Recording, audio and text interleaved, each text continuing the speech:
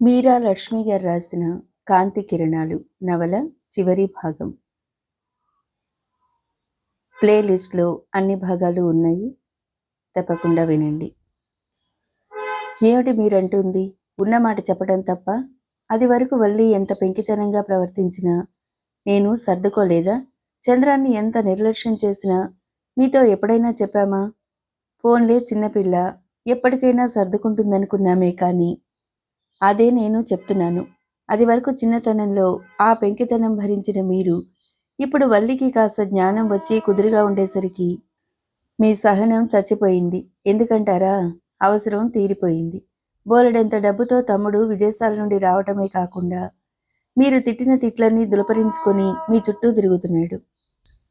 నాగరాజు గారు మధ్యలోనే కటువుగా అంది. మా స్వవిషయాలు మీకు అనవసరం. స్వవిషయాలు. నాగరాజు వికటంగా నవ్వాడు.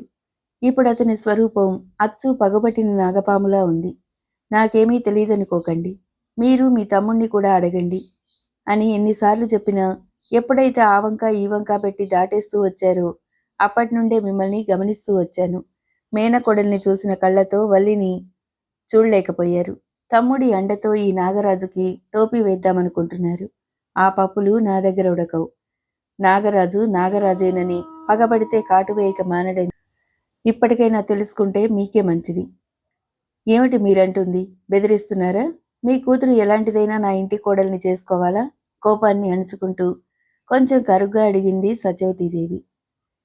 బెదిరింపనుకున్నా సరే, హెచ్చరిక అనుకున్నా సరే, నా కూతురు స్నేహం చేసింది, మీ కొడుకు స్నేహం చేశాడు. రెండిటికీ చెల్లు. అది వరకు అనుకున్నట్టుగా అన్నీ జరిగి తీరాలి. బలవంత పెళ్లి చేస్తారా? ఆగ్రహంగా అడిగింది. ఈ పెళ్లి జరగకపోతే మీ గుట్టు రట్టు చేస్తాను. అతడి కళ్ళు ఎర్రగా చింతనిప్పుల్లా ఉండి భయం కొలిపేలా ఉన్నాయి. అంటే? ఆవిడ లేచి నిలబడింది. గుట్టు రట్టు చేస్తానని అంటే అర్థం కాలేదా? అయితే వివరంగా చెప్తాను, వినండి. చూడండి సత్యవతీదేవి గారు, మీవన్నీ వట్టి సాకులని అర్థమైపోతుంది. ఇంతవరకు వచ్చాక మిమ్మల్ని కాపాడటం మూర్ఖత్వం అవుతుంది. ఇప్పటికే మనం చేసే పనుల మీద పోలీసుల నిఘా ఎక్కువైంది. ఎంతో చాకచక్యంతో అతి మెలకువగా నెట్టుకొస్తున్నాను. నేను పట్టుబడినే పడ్ను. కర్మంజాలక పట్టుబడినా నాకేం పర్వాలేదు. నాకేంటి, మగాణ్ణి. దర్జాగా చేశాను. ఏ శిక్ష అయినా దర్జాగా అనుభవిస్తాను. కానీ మీరు పరువుగల కుటుంబంలోంచి వచ్చారు. అందులో మీకు పరువంటే పంచప్రాణాలును. ఆ పరువు కోసం అయిన వాళ్ళందరినీ తరిమేశారు కూడా. నాగరాజు లేచి నిలబడుతూ లాల్చీ జేబులోంచి సిగరెట్ తీసుకున్నాడు. సత్యవతీదేవి అతని నిర్లక్ష్యానికి కుతకుతలాడిపోయింది. నేను మీతో చేతులు కలిపానని మీకు తప్ప ఎవరికి తెలుసు? నేనేమన్నా సంతకాలు పెట్టానా? అగ్రిమెంట్లు రాసుకున్నామా? బెదిరించి ఈ పెళ్లి చేయాలనుకుంటున్నారేమో. నా దగ్గర అవేం కుదరవు. కటువుగా అని వెళ్ళబోయింది. ఆగండి ఆగండి, అంత తొందరపడితే ఎలా? సాక్ష్యం లేదని అంత ధీమాగా చెప్పకండి. ఇంతకన్నా ఇంకే సాక్ష్యం కావాలి? బీరువా పక్క నుండి టేప్ తీసి పట్టుకుంటూ అన్నాడు. ఇది సాక్ష్యం. ఇప్పుడు మనం మాట్లాడిన మాటలన్నీ దీంట్లో అతి జాగ్రత్తగా భద్రపరిచి ఉన్నాయి. వినిపించమంటారా? రెప్ప వేయటం మర్చిపోయిన దానిలా అలాగే చూస్తుండిపోయింది. అప్పుడు నాగరాజు రూపం నిజంగా పగబట్టిన కాలనాగులాగే ఉంది. బ్లాక్మెయిల్ చేస్తున్నారా? ఆ షాక్ నుండి తేరుకుంటూ హీనస్వరంతో అంది. మోసాన్ని మోసంతోనే జయించాలి. ఇచ్చిన మాట తప్పకపోతే ఎంత ప్రాణం ఇస్తాను. మోసం చేస్తే అంత పగబడతాను. మీ కొడుకు ఉన్నట్టు కూడా కొన్ని దాఖలాలు నా దగ్గరున్నాయి. మీ మీద అనుమానం వచ్చినప్పటి నుండి నేను కొన్ని జాగ్రత్తలు తీసుకున్నాను. ఇప్పటికైనా మించిపోయిందేం లేదు. మీరు ఒప్పుకుంటే నేను పట్టుబడినా మీ మీదికి ఏం రాకుండా చేయగలను.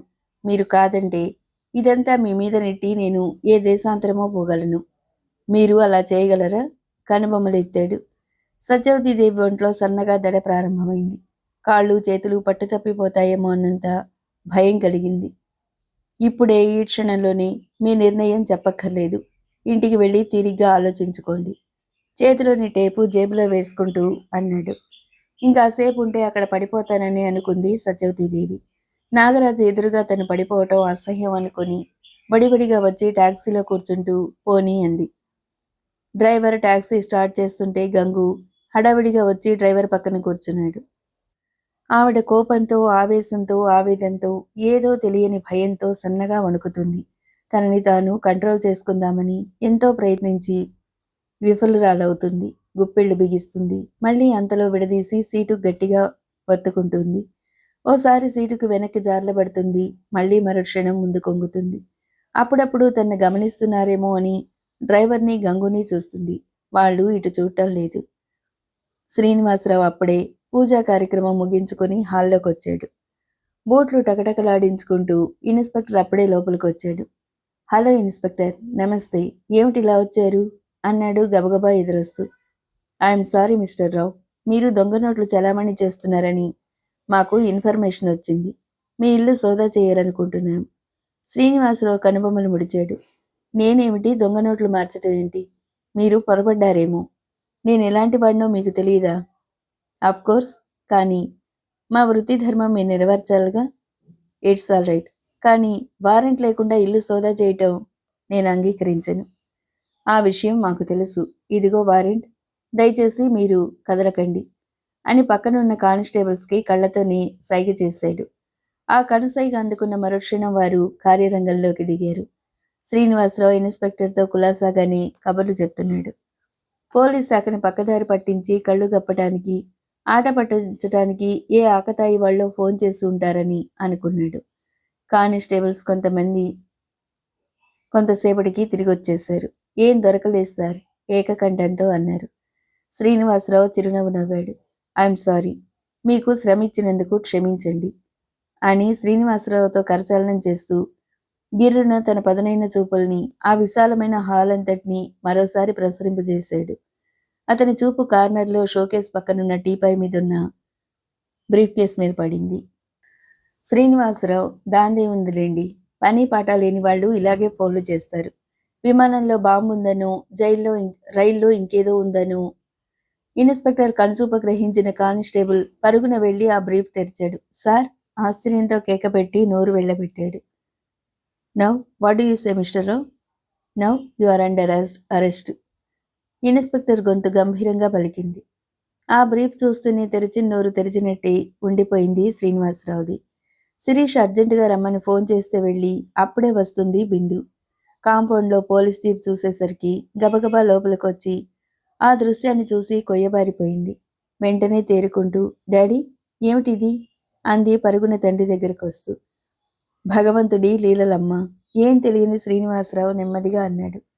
ఏమి డాడీ? ఇన్స్పెక్టర్, మా డాడీని ఎందుకు అరెస్ట్ చేశారు? మీరైనా చెప్పండి.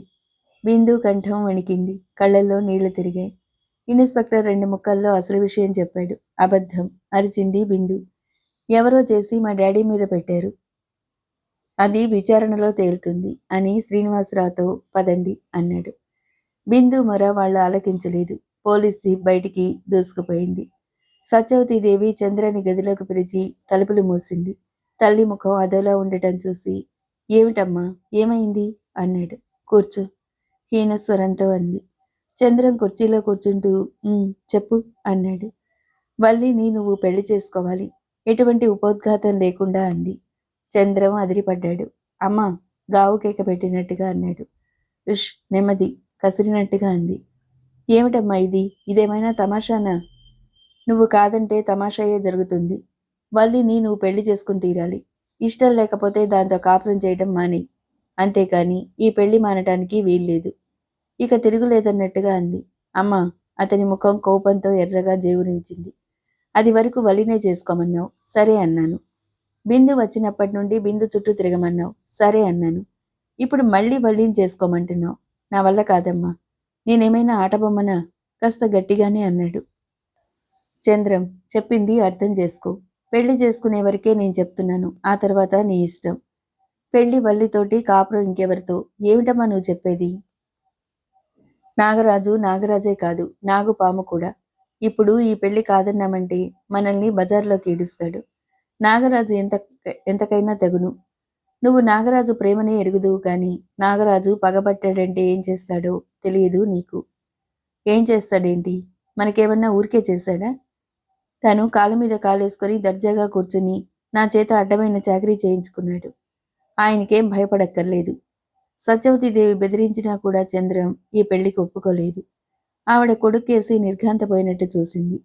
తను కళ్ళెర్ర చేస్తే గీచిన గీటు దాటని కొడుకు ఎన్ని విధాలు చెప్పినా ఈ ఒక్క విషయం విననంటున్నాడు. నాకు పరిచయస్తులు పెరిగారు. ఆయన మనల్ని ఒక దెబ్బ తీస్తే మనం 2 దెబ్బలు తీద్దాం అన్నాడు పౌరుషంగా. అమ్మగారండి, ఎవరో వచ్చారండి. గంగు కేకతో తల్లి కొడుకులు బయటికొచ్చారు. అలా గట్టిగా అరవద్దని ఎన్నిసార్లు చెప్పాలి నీకు? చంద్రం కసురుకున్నాడు. గంగు, ఎన్నిసార్లు చెప్పినా అర్థం చేసుకోకుండా అలా అరుస్తావే? అరవటం మానలేకపోతే పని మాని. అసలే కుతకుతలాడిపోతున్న సత్యవతీదేవి కసిరినట్టుగా అంది. చిత్తం అన్నాడు బిత్తర చూపులు చూస్తూ. ఆవిడ వాష్ బేసిన్ దగ్గరికెళ్ళి చన్నీళ్లతో ముఖం కడుక్కుని వచ్చింది. ఇంకా అక్కడే నిలబడ్డ గంగుతో వెళ్ళి కాఫీలు చూడు అంది. ఆయ్ అని వంటగదిలోకి వెళ్ళాడు. సత్యవతీదేవి డ్రాయింగ్ రూంలోకి వెళ్ళింది. ప్రముఖ వ్యాపారవేత్త బిజినెస్ మ్యాగ్నెట్ శ్రీనివాసరావు అరెస్ట్ అయ్యాడని చాలామందికి తెలిసిపోయింది. అందరూ ముక్కు మీద వేలేసుకున్నారు. వాసుదేవరావు గారు కొన్ని క్షణాలు నోట మాట రాని వారిలా కొయ్యబారిపోయారు. శిరీష బిందుని ఓదార్చలేకపోతుంది. వాసుదేవరావు గారు తేరుకుని బిందుని ఓదార్చారు. ఇది అబద్ధం. ఎవరో ఏదో చేశారు. అసలు నేరస్తులు తప్పకుండా పట్టబడతారు. పోలీసు డిపార్ట్మెంట్ నేరస్తుల్ని వదిలేసి నిర్దోషుల్ని శిక్షించదు. ఎందుకో ఇలా జరిగింది. ఇప్పుడు నిజంగా అసలు నేరస్తులు పట్టుబడతారు అన్నారు. అయినా బిందు దుఃఖం చల్లారలేదు. వాసుదేవరావు గారు శ్రీనివాసరావుని కలుసుకోవడానికి వెళ్లారు. శిరీష్ ఆ రోజు ఆపరేషన్కి అటెండ్ అవ్వాల్సి ఉంది. మానటానికి లేదు. నువ్వు ఒంటరిగా ఉండద్దు. హాస్పిటల్కి దగ్గరలో నా ఫ్రెండ్ ఇల్లు ఉంది. వాళ్ళమ్మగారు ఎంతో బాగా మాట్లాడతారు. నిన్నక్కడ దింపుతాను, రెడీకా అంది. వద్దక్క, ఎక్కడికి రాను. ఇప్పుడు ఎవరితో మాట్లాడలేను కూడా. నువ్వెళ్ళు, నాకేం పర్వాలేదు అంది. శిరీష ఎంత చెప్పినా వెళ్ళలేదు. ఇదిగో తల బద్దలయ్యేలా ఆలోచించాల్సింది ఏం లేదు. తాతయ్య చెప్పినట్టుగా రేపు ఈ పాటికి అసలు నేరస్తుల్ని పట్టేస్తారు పోలీసులు, తెలుసా? నా రూంలో కూర్చుని పుస్తకాలు చూసుకుంటూ ఉండు అని శిరీష హాస్పిటల్కి వెళ్ళిపోయింది. ఈ వార్త విన్న సత్యవతీదేవి కొయ్యబారిపోయింది. ఆసరా కోసం గోడను చెయ్యి అంచుకుని ఎలాగో కుర్చీలో కూలబడింది. మా బాగా అయింది. లేకపోతే ఆ తండ్రి కూతుళ్ళకి అంత అహంకారమా? ముఖ్యంగా ఆ బిందు పొగరు అణుగుతుంది. లేకపోతే నిన్నంతంత మాటలంటుందా? ఇప్పుడు బిందు నీ కాళ్ళ మీద పడుతుంది. తప్పయింది, క్షమించమని లెంపలు వాయించుకుంటుంది కసిగా అన్నాడు చంద్రం. చంద్రం నూతిలోంచి అరిచినట్టుగా ఉందా గొంతు. నువ్వేం బాధపడకమ్మా. అలాంటి వాళ్ల గురించి అసలు బాధపడకూడదు. లేకపోతే ఆ బిందు నన్ను ఎంత ఏడిపించింది. తగని శాస్తే జరిగింది. చంద్రానికి ఆనందంతో గంతులు వేయాలనిపించింది. తల్లి మాటలు అతనే వినిపించుకోవటం లేదు. చంద్రం ఒక్కసారిగా ఎదురు తిరిగినట్టుగా అనిపించింది సత్యవతీదేవికి. తల్లి పిలుస్తున్నా వినిపించుకోకుండా చంద్రం వీధిలోకి వెళ్ళిపోయాడు. అప్పుడప్పుడే సంధ్య చీకట్లు అలుముకుంటున్నాయి. వీధిలో విద్యుత్ దీపాల కాంతి చీకటిని పారద్రోలి కాంతి కిరణాలు అంతటా విరజిమ్మి వింత వింత కాంతుల్ని వెదజల్లుతుంది. ఆ కాలనీలో అప్పుడో కారు ఇప్పుడో స్కూటర్ అన్నట్టుగా అరుదుగా అటు ఇటు వెళుతున్నాయి. కొత్త జంటలు మెల్లగా మాట్లాడుకుంటూ అంతకన్నా మెల్లగా అడుగులో అడుగు వేస్తున్నట్టు నడిచి వెళ్తున్నారు. బిందు లైటు వేసుకోకుండా బాల్కనీలో పిల్లర్ నానుకొని దిగులుగా నిలబడింది. శిరీష అంత క్రితమే క్లినిక్కి వెళ్ళింది. బిందును కూడా రమ్మని ఎంతో బతిమాలింది. నేను తాతగారితో కబుర్లు చెప్తూ కూర్చుంటాను, నువ్వెళ్ళు అంది. తాతగారు ఎప్పుడొస్తారో? తొందరగానే వచ్చేస్తారు అని బిందు వెళ్ళలేదు. బిందు ఎంతో మృదువుగా పిలిచాడు సుధీర్. అలా పిలుస్తూనే లైటు స్విచ్ నొక్కాడు. అతని స్వరం వింటూనే ఉలిక్కిపడి వెనక్కి తిరిగింది. లైటు వేసుకోకుండా చీకట్లో నిలబడ్డావేం? అభిమానంగా అడుగుతూ దగ్గరకొచ్చాడు. హఠాత్తుగా అతను రావటంతో చప్పున బిందు ఏం మాట్లాడలేకపోయింది. బిందు, మాట్లాడవా? లాలనగా అడిగాడు. ఇంకా నా మీద కోపం పోలేదా? ఇప్పుడు మీ కళ్ళు చల్లబడ్డాయా? ఎలా ఏడుస్తున్నానో చూసిపోదామని వచ్చారా? బిందు, అతని మనసు గిలగిల్లాడిపోయింది. ఏమిటి నువ్వంటుంది? ఉన్నమాటే అంటున్నాను. మీరు మహా గొప్ప నటులు. మీరే ఉద్దేశంతో డాడీ దగ్గర ప్రవేశించారో కానీ ఏదో ప్లాన్ ప్రకారమే ప్రవేశించారని ఇప్పుడు అర్థమవుతుంది. పూటకో మనిషితో స్నేహం, రోజుకో మనిషితో కులాసా. బోల్తా పడే వాళ్లే ఉండాలి కానీ బోల్తా కొట్టించటంలో మీకు మీరే సాటి. ఓ, నా గురించి బాగా తెలుసునే. ఇంకా ఇంకా ఏమైతే నాకెందుకు? మీ కళ్ళు చల్లబడే ఉంటాయి. మీ మనసు ఆనందంతో గంతులేస్తూనే ఉండుంటుంది. ఇక్కడ చూడటానికి ఇంకే వింతలు లేవు. అవును బిందు, ఇప్పుడు నా కళ్ళు చల్లబడ్డాయి. ఎన్నాళ్ళ నుంచో సాధించాలనుకుంది, సాధించబోతున్నానని ఆనందంతో నా మనసు పరవశించిపోతుంది. సంతోషంతో సెలబ్రేట్ చేసుకోవాలనిపిస్తుంది. ఒక్కొక్క మాట తూచి తూచి మాట్లాడాడు సుధీర్. అతని కళ్ళల్లో పదనుంది, స్వరంలో గంభీరత, పట్టుదల ఉన్నాయి. అంటే? బిందు కళ్ళు పత్తికాయల్లా అయ్యాయి. అంటే నువ్వు నిజంగానే చేశావన్నమాట. నీ గుట్టు మేం గ్రహించేశాం కాబట్టి మా మీద పగబడ్డావన్నమాట. అంటే ఇంతవరకు నువ్వు అబద్ధంగా అన్నావా? పెదాల మధ్య నవ్వు దాచుకుంటూ అడిగాడు. చాలు చాలు, ఏ పని లేనివాడినని జాలిపడి పనిచ్చినందుకు బాగానే కృతజ్ఞత తెలుపుకున్నావు. నీ కసి తీరిందిగా, సంతోషంగా సెలబ్రేట్ చేసుకో. వెళ్ళిపో. గబగబా అనేసి పరుగులాంటి నడకతో గదిలోకెళ్ళి తలుపులు మూసుకుని దోసిట్లో ముఖం దాచుకుంది. బిందు బిందు అతను వారింపుగా అంటూ బిందు వెనకాలే వెళ్ళాడు. అయినా బిందు వెనక్కి తిరిగి చూడకుండా వెళ్ళిపోయింది. సుధీర్ బిందు వెళ్ళిన వైపు బాధగా చూస్తూ నిలబడిపోయాడు. తను కొంచెం జాగ్రత్తగా మాట్లాడి ఉండాల్సింది అనుకున్నాడు. చాలాసేపు వాసుదేవరావు గారు వస్తారని చూశాడు. ఆయన రాకపోవడంతో నౌకర్తో తను వచ్చానని చెప్పమని చెప్పి వెళ్ళిపోయాడు. సుధీర్ మాటలు తలుచుకుంటూ ఉంటే బిందుకి తల తిరిగిపోతున్నట్టుగా ఉంది. ఏమిటిది? సుధీర్ ఏం చేశాడు? ఎందుకలా అన్నాడు? ఏం సాధించాలనుకున్నాడు? ఏం సాధించబోతున్నాడు? సెలబ్రేట్ చేసుకోవాలనుకునేంత సంతోషకరమైన పనేంటి? నాగరాజు ఇంటికెళ్ళి వచ్చిన సత్యవతీదేవికి ముచ్చెమటలు పట్టాయి. ఆవిడ మెదడు బొత్తిగా పనిచేయటం మానేసింది. ఏం ఆలోచించటానికి శక్తి చాలటం లేదు. చంద్రం పెళ్లికి ఒప్పుకున్నాడని, ఆ టేప్ తగలబెట్టేయమని చెప్పడానికి వెళ్ళింది. నాగరాజు ఇంట్లో లేడు. అతని భార్య విశాఖపట్నం వెళ్ళింది. వల్లి ఫ్రెండ్స్తో ఇంట్లో ఉంది. మర్నాడు ఫ్రెండ్ వాళ్ళ ఫ్యామిలీతో మద్రాసు వెళ్తున్నానని చెప్పింది. వాళ్ళు క్యారమ్స్ ఆడుకుంటుంటే కాసేపు కూర్చున్న సత్యవతీదేవికి మెరుపులాంటి ఆలోచన తట్టింది. డాడీ వస్తారేమో కాసేపు చూస్తాను. లైబ్రరీ రూమ్లో కాసేపు పడుకుంటాను. కొంచెం తలనొప్పిగా ఉంది అని అక్కడి నుంచి వచ్చేసింది. వల్లి వర్క్ చేస్తుందేమోనని ఒకంట గమనిస్తూ తనకి అనుమానం ఉన్న చోటల్లా ఆ టేప్ కోసం గబగబా గాలించింది సత్యవతీదేవి. ఆఖరికి ఎవరైనా వస్తారనే భయం కూడా లేకుండా చూసింది. ఎంత వెతికినా ఆవిడికి ఆ టేప్ కనపడలేదు. గంట కూర్చున్నా నాగరాజు రాలేదు. అయినా ఆ ముడుముళ్ళు పడే వరకు నాగరాజు ఆ టేప్ని వదలడు. దానికి చంద్రం ఒప్పుకోవాలి. ఆవిడ నీరసంగా ఇంటికొచ్చేసింది. ఆ రాత్రి కుముద ఇంట్లో పార్టీ ఉందని, రాత్రికి అక్కడే పడుకుంటానని వల్లి వెళ్ళింది. ఓ ఫ్రెండ్ వస్తారని ఎక్కడికి వెళ్ళొద్దని ఫోన్ చేయటంతో ఆ ఫ్రెండ్ వచ్చేదాకా కాలక్షేపం కోసం టేప్ రికార్డర్ ఆన్ చేశాడు నాగరాజు. టేప్ కొంచెం ఖాళీగా తిరిగింది. నాగరాజు తల తిప్పి విసుగ్గా చూశాడు. శిరీష? ఉలిక్కిపడ్డాడు నాగరాజు. శిరీష, నేను చాలా తప్పే చేశాను. నీ యందు మూర్ఖంగా పశువులా ప్రవర్తించాను. అదిరిపడి లేచి నిలబడ్డాడు. వెంటనే టేప్ రికార్డర్ ఆఫ్ చేశాడు. ఏమిటిది? తన గొంతు, మాటలు ఈ టేప్లోకి ఎలా వచ్చాయి? ఆ తర్వాత ఇంకా ఏముంది? అతనికి ఏదో అనుమానం లాంటిది కలిగింది. శిరీష మొదట తన్ని చూస్తూనే మండిపట్టం, ఆ తర్వాత కాస్త కాస్త మెత్తపట్టం, అందినట్టే అంది ఈ మధ్య మళ్ళీ ఎదురు తిరగటం, ఇవన్నీ తలుచుకుంటుంటే శిరీషే టేప్ చేసిందని అనిపించింది. తను వెళ్ళి మాట్లాడినప్పుడు క్లినిక్లో ఎవరూ లేరు. మరి ఇక్కడికి డైరెక్ట్గా టేప్ రికార్డర్లోకి ఎలా వచ్చింది? నాగరాజు ఆ టేప్ రికార్డర్ని తన గదిలోకి తీసుకెళ్లి తలుపులు మూసుకుని మళ్లీ టేప్ ఆన్ చేశాడు. శిరీష సమక్షంలో శిరీష తనదైపోతుందన్న ఆనందంలో నాగరాజుకి తనేం మాట్లాడింది గుర్తులేదు. కానీ ఈ టేపు గొంతు చించుకొని మరీ గుర్తు చేస్తుంది. మొదట శిరీషకి క్షమాపణ చెప్పుకునే ధోరణిలో సాగిన మాటలు, ఆ తర్వాత శిరీషని బెదిరించి సవాల్గా అన్న మాటలు వరుసగా వెలువడుతుంటే అతని తల తిరిగిపోయింది. శిరీష గొంతు అక్కడక్కడా ఉంది. శిరీష టేప్ చేస్తే మాత్రం ఇక్కడెవరు పెట్టగలిగారు? ఓ శిరీష, ఇంతటి జానవయ్యావా?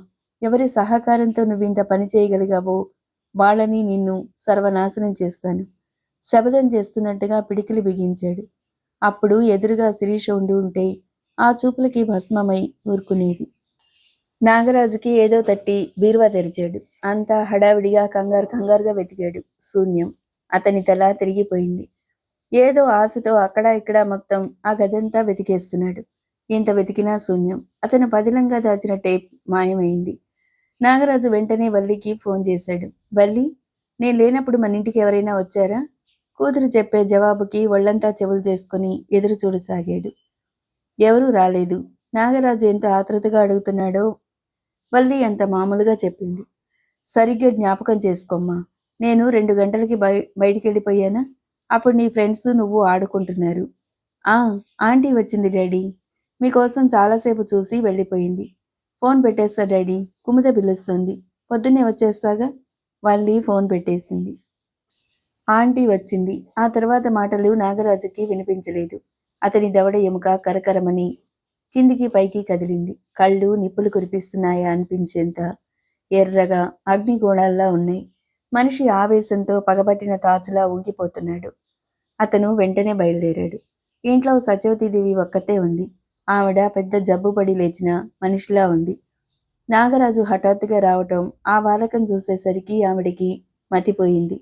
వెంటనే ఏం మాట్లాడలేకపోయింది. రండి కూర్చోండి. నేను మీ ఇంటికి వచ్చాను, వణుకుని అణుచుకుంటూ అంది. తెలుసు. ఆ టేప్ ఎక్కడ పెట్టావో ముందు తీసుకురా, ఉరిమినట్టుగా అన్నాడు. టేపా? ఆవిడ తెల్లబోయింది. ఈ నాటకాలు నా దగ్గర కాదు. ముందు ఆ టేప్ మర్యాదగా ఇవ్వు, లేకపోతే మీ కుటుంబాన్ని సర్వనాశనం చేస్తాను. నాగపాము కాటకైనా తిరుగుంటుందేమో కానీ ఈ నాగరాజు మాటకి తిరుగుండదు. నీకు 5 నిమిషాలు టైం ఇస్తున్నాను. అతని స్వరంలోంచి పిడుగులే పడ్డాయి. అయ్యో, నిజంగా ఆ టేప్ గురించి నాకేం తెలియదు. చంద్రం పెళ్లికి ఒప్పుకున్నాడని ఆ టేప్ తగలబెట్టేయమని చెప్పడానికే వచ్చాను. గంటసేపున్నా మీరు రాలేదు. ఆ టేప్ సంగతి నాకు తెలియదు. ఒక్కగానొక్క నా ఒక్కగానొక్క బిడ్డ, నా కొడుకు చంద్రం మీద చచ్చినంత ఒట్టు. ఆవిడ నిలబడలేక కూర్చుండిపోయింది. ఇది నాటకం కాదని నిజమేనని తెలిసిపోయింది. ఆ టేప్ మాయం చేసి ఆ టేప్ పెట్టిందెవరు? వాళ్ళు శిరీషకి బాగా తెలుసున్న వాళ్లే అయ్యుంటారు. ఎవరు వాళ్ళు? నాగరాజు సత్యవతీదేవి కేసి చూశాడు. ఆవిడ నాగరాజు కేసి పిచ్చి చూపులు చూస్తుంది. ఎంతో హుందాగా దర్జాగా టీవీగా ఉండే సత్యవతీదేవి బేలగా నిర్జీవంగా చూస్తుంది. ఆ టేప్ ఎంత వెతికినా కనపడలేదు. ఇంకో కొత్త టేపు ఇంట్లో ఉంది. ఇది ఎవరో నా ఇంటి అనుపానులు తెలిసిన వారే చేశారు. అతనికి హఠాత్తుగా ఏదో తట్టింది. గంగు ఏడి ఉన్నాడా అని అడిగాడు. మానేశాడు. మానేశాడా? అతని అనుమానం గట్టిపడుతుంది. వాడు వెర్రిమాలోకం.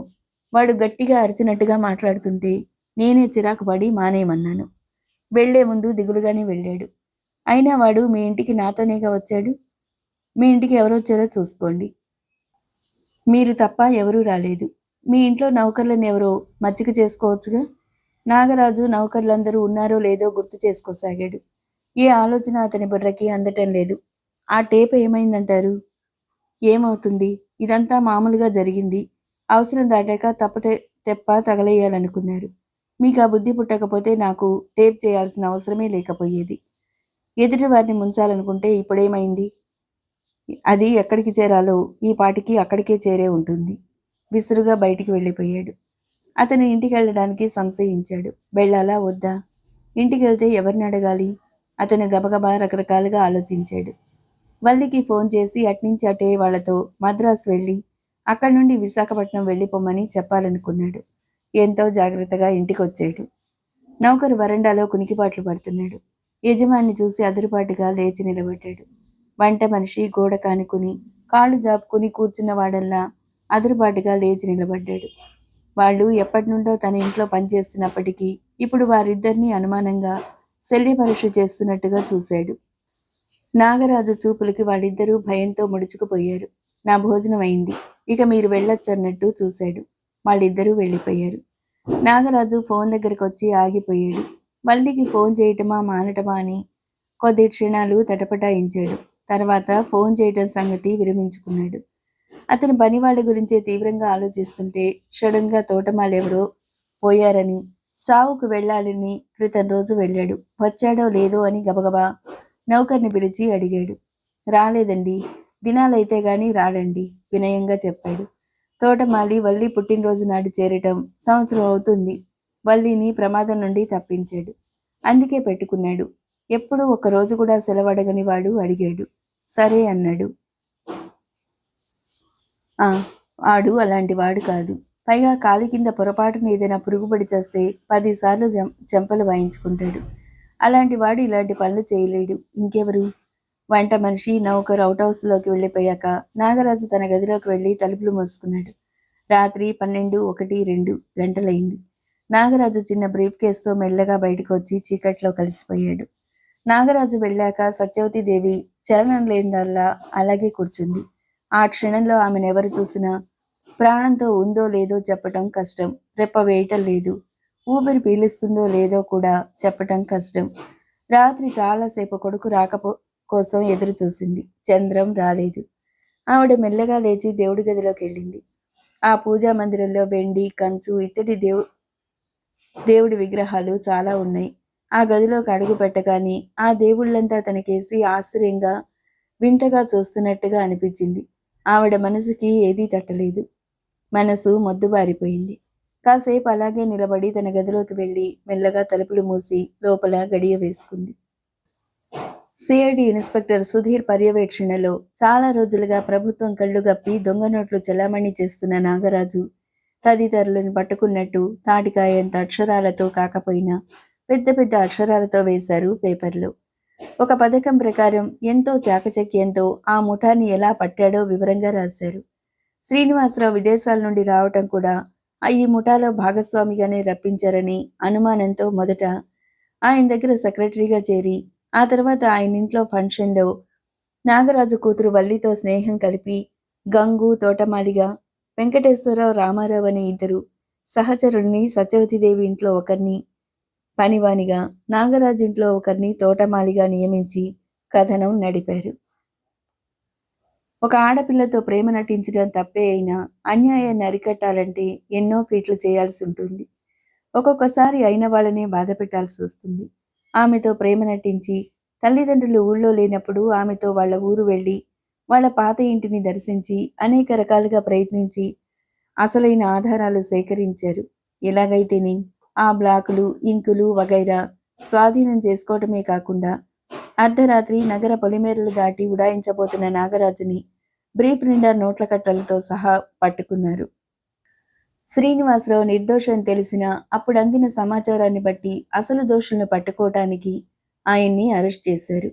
నాగరాజు వలలో పూర్తిగా చిక్కుకున్న చంద్రం, బిందు తనని నిరాకరించిందనే కసితో మహా సంతోషంగా నాగరాజు ఆదేశించినట్టు ఆ బ్రీఫ్ కేస్ అతనే శ్రీనివాసరావు పూజ చేసుకునే టైంలో అక్కడ బ్రీఫ్ని మార్చి దొంగ నోట్లున్న బ్రీఫ్ని పెట్టాడు.